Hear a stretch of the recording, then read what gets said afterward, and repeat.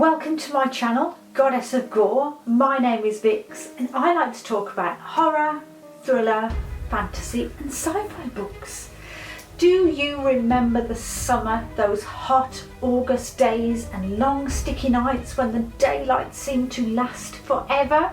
The month of August seems so long ago now, when I took part in the summer mixtape-a-thon and wanted to read the shortlist to 2 book awards when I said I was going to read the 10 books from the Locus Awards shortlist, 9 books from the Ursula K. Le Guin Award shortlist.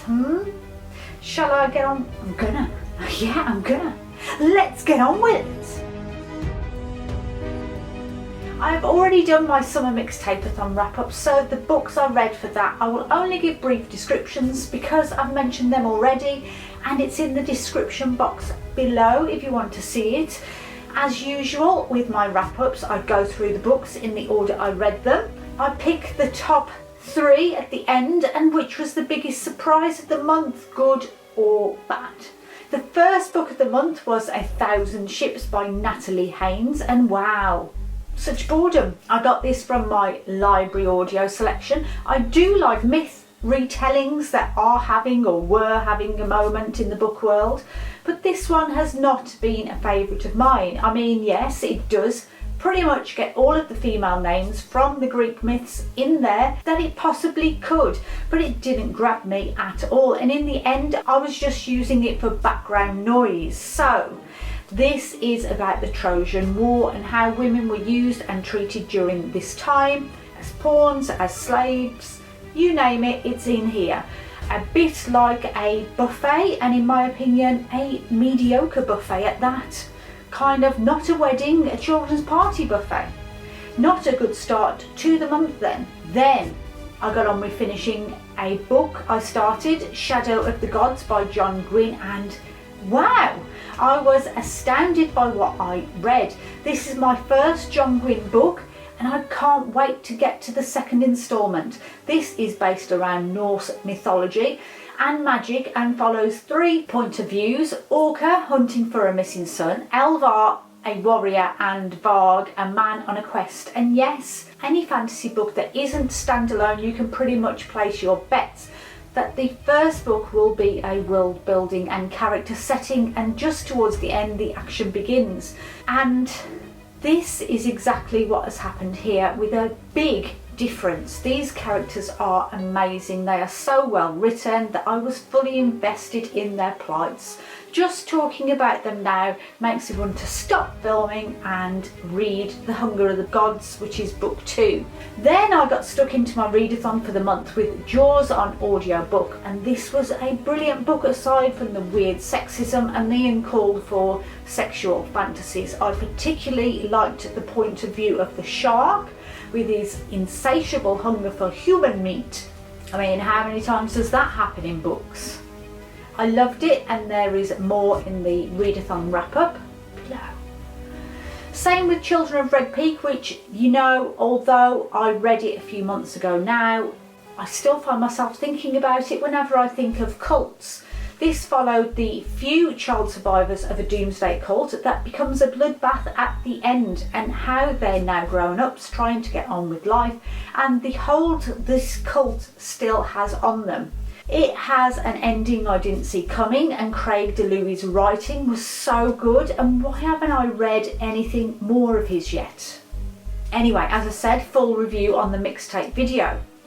Norse Mythology by Neil Gaiman was next, and this was another audiobook from BorrowBox, my library's free offerings, and I loved the fact that he narrated the book himself. Each story was the mischievous ways that the gods played pranks on each other and the humans beneath them. It was humorous and educational, most of the stories involving the pranks pulled between Loki and Odin, of course. So then I got stuck into the Ursula K. Le Guin shortlist. Well, as I'm sure I'm always the first to admit, I am not a completionist, I am a quitter. I'm very good at starting things and never finishing things. Always the instigator, never the reaper.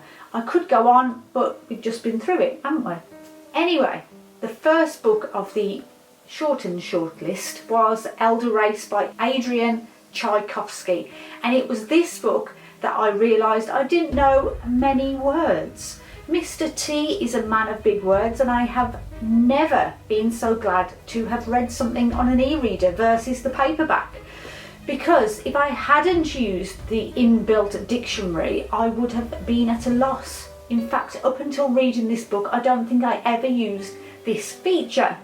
That aside, this was a pretty good book, and although speculative fiction isn't something that I would normally pick up, I began to think I had made a good choice of awards to broaden my genres. This was a book from two point of views, the first being a very modern and sci-fi side of the wizard who lives in the rocky terrain of the mountains at the top of a very tall tower, and the other from a more fantasy medieval standpoint from the point of view of the fourth daughter, a princess who has been left to deal with a demon who is ravishing the countryside she lives in and doesn't know what to do. So she gathers her only friend, her maid, and goes about seeking advice from the wizard on how best to defeat the blight that is arriving on her doorstep. But the wizard isn't exactly what he seems, so when the two meet, we get to find out where exactly the wizard is from. I did think this was a clever little story and a good shorter book to introduce the work of Adrian Tchaikovsky, although most of this little book are filled with extremely big words. I then read the third and final book for the mixtape-a-thon, The We Free Men by Terry Pratchett, and I think I blabber on about this book enough, so I'm just going to say, of course, I loved it, and watch the mixtape wrap-up. After the Dragons by Cynthia, Zhang was next for the Gwynne Awards, and I thought this book was such a wonderful short story too, in a land where small dragons are kept as pets up until there was a water shortage and then subsequent droughts, which meant keeping something as extravagant as a pet dragon meant that many were set free into the streets and become strays amongst the ferals of China. One young student spent his time rescuing and homing the strays who were damaged either from other animals or humans, at the same time while contracting and living with something called burnt lung disease, which is an epidemic in their world due to climate. I just thought the relationships between the two main characters was beautiful and gentle, and the world building in something so short was amazing. After that I read Billy Summers by Stephen King from the Locus Awards shortlist, and I'm still confused why it is on the horror list. Later by Stephen King, or at least had a young kid with supernatural abilities, but this, it was nothing but a thriller with a little Easter egg inside that had a mere sprinkle, nay, a mere granule of spooky about it. But really, award people, just because it says Stephen King on the cover does not make it a horror inside. I wonder what Stephen himself thinks about always being on horror lists. Anyway, this is a story about a hitman for hire who has killed a lot of people, known throughout the kill list world as someone who gets things done. A less action John Wick of sorts maybe. So when he was hired for one last job before he planned to retire, he goes undercover in the suburbs with a backstory of being a writer. Along the way he picks up a straggler, gets revenge for her too, and together they go and finish the job he was hired to do. So while he's pretending to be a writer, he actually becomes a writer. That's it. It is a very well written story, I thought. I enjoyed it immensely, and the kills in this are brilliant. But as for being on the Locus Horror shortlist, why?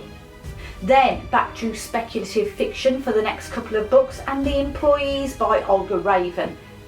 Now, this was too speculative for me.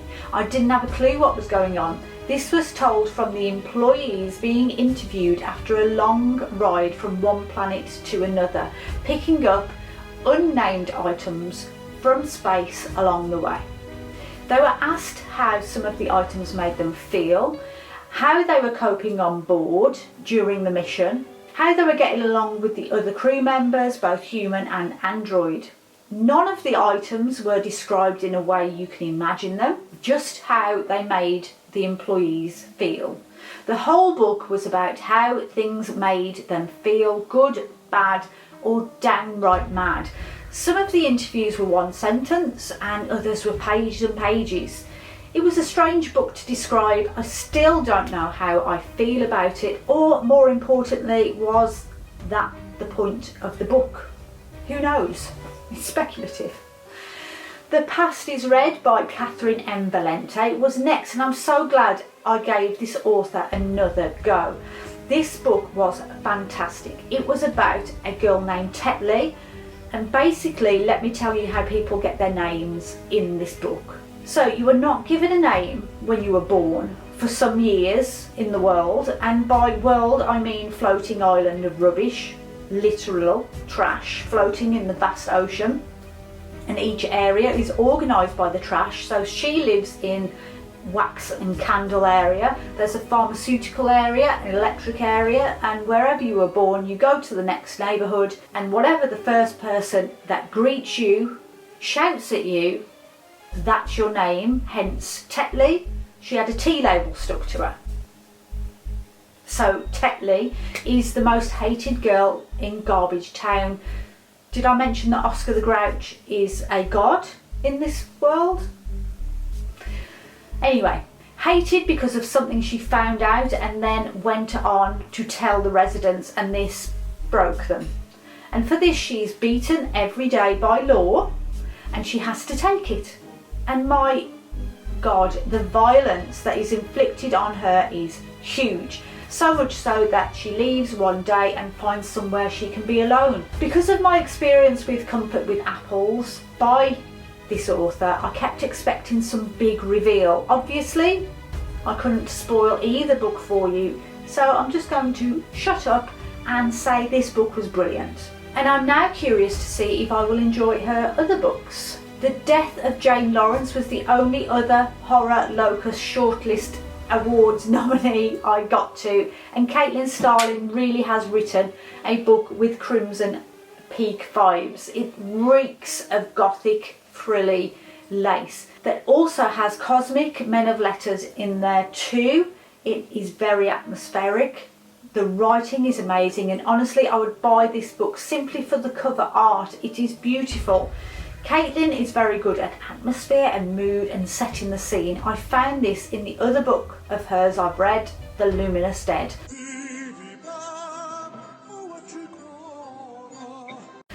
And honestly, this could have been a 5-star book if it hadn't gone all cosmic. I'm not into all that side of horror, and I wasn't expecting it. I'd seen this book all over the place, and not once had I heard someone say it was cosmic horror or Lovecraftian or anything.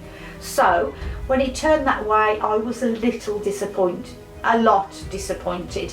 But if that's your thing, you will love it. It tells the story of a woman with no intention of falling in love with a man, and when she seeks someone similar to marry, she finds a doctor and he is perfect. He has no intention of seeing her at all once they get legally married. That is until she turns up at his mansion after getting stuck while trying to leave just after they wed, and she finds out exactly what the good doctor and his chums are really up to. Then, finally, before the all-important countdown to the #1 book of the month, is House of Rust by Khadija Abdalla Bajaber. And this was another poetically written book. The words are floating on sea spray, wisps of vapour misting in the summer grass. I honestly can't put into words how each sentence in this book made me feel. Her writing is beautiful, gorgeous. It's about a young girl who lost her mother when she was very young, lives with her grandmother and father who is hardly ever there, but he has gone out to fish one day and he hasn't come back, and although everyone keeps telling her he'll be back, he'll be back, he'll be back, he'll be back, she knows he won't be back. Something has happened to him. But she's just a girl, what can she do about it? Well, a stray cat she has been trying to tame and lure with food for months suddenly turns around one day and starts talking to her, and he tells her he knows where there's a boat she can take to go and find her father. The boat is made of bones. And along the way she will meet other talking animals in the air, in the sea and on land, who she will ask if they have seen her father, which way did he go, and they will help or they will hinder her. It sounds a bit like a children's book, but I can assure you this is not for kids. It's magical, yes, but in a folktale kind of way, not a middle grade way. I don't know. This is all a new genre to me and I don't know how to talk about it right. I don't know talking good. My vocabularistics are limited. But what was the top 3 though? Play the music. I haven't done this dance for a long time. Number 3 for August will be Shadow of the Gods by Gwynne. I didn't think I would love this as much from such a massive epic fantasy book.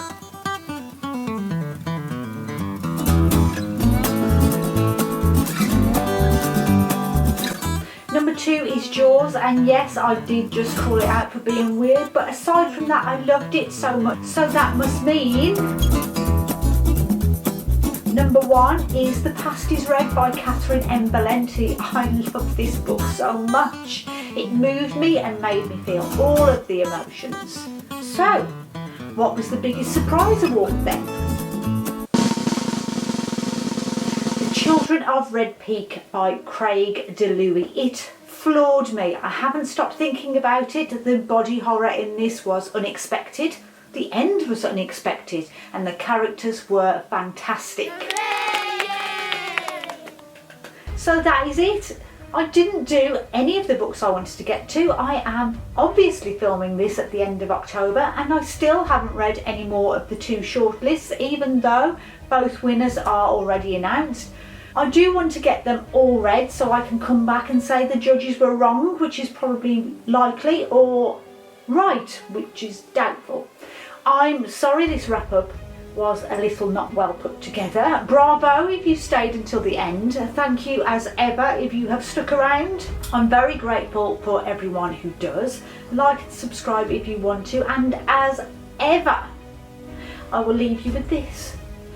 The crickets felt it was their duty to warn everybody that summertime cannot last forever.